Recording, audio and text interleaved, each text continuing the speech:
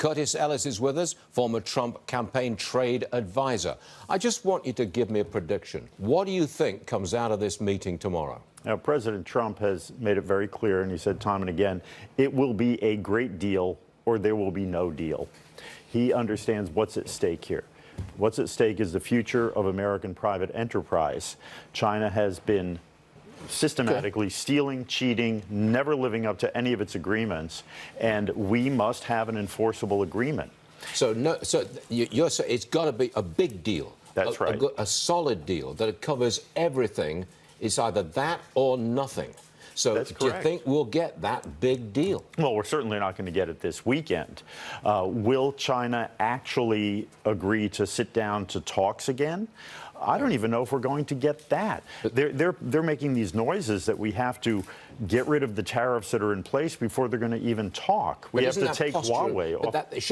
I don't mean to interrupt you, but isn't that posturing? Right. You take the hard line in public before you get into the meeting, and then all bets are off, because who knows what happens in the meeting. Exactly. That could very well be posturing. I mean, these things are thinly sourced. These stories are thinly sourced, saying this is going to happen, that's going to happen. Yeah. How many times have we seen this before, that the stories never turn out to be true? The deal was ready to be made, and then we heard in May, the deal was ready to be made, ready to be signed. Xi's going to come over for the signing, and then what happens? The whole thing blows up. Now, we're hearing a lot of people on Wall Street use this expression, a trade truce, which would be, I guess, sort of an agreement to just keep on talking. You might get the handshake and the smile, but that precedes the trade truce where they keep talking. Now, that would be kind of the middle ground, wouldn't it? Wall Street has to understand what President Trump understands. This is not about the price of T-shirts or about the price of cheap manufacturing in China.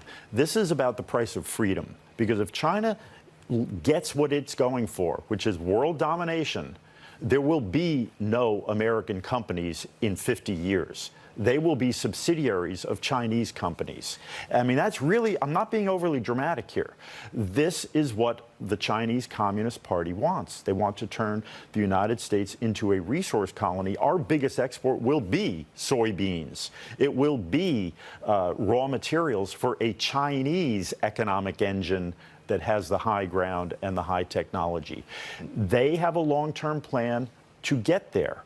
And we have to think beyond quarterly earnings reports and protect our crown jewels of technology and an industrial base. But the president also has to look to an election less than 18 months away.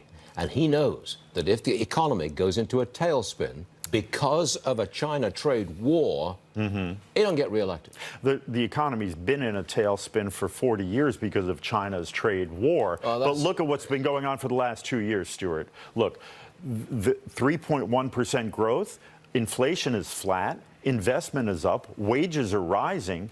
All of these econometric models that a lot of the Wall Street people depend on are based on wrong premises. So we've got a great economy. We are in a position now. We have the higher hand. We've got the upper hand. And we're in a good position to be pressing China to change its ways. You're a hardliner. So I'll leave it at this. I asked you to make a prediction, and you said there is going to be a good deal, a comprehensive good deal, or no deal. That's where you'll leave it. There'll be a handshake and a smile. Oh, well, there will be that. Yeah, okay, that's important, by the way. Curtis, thank you very much, sir. Appreciate it.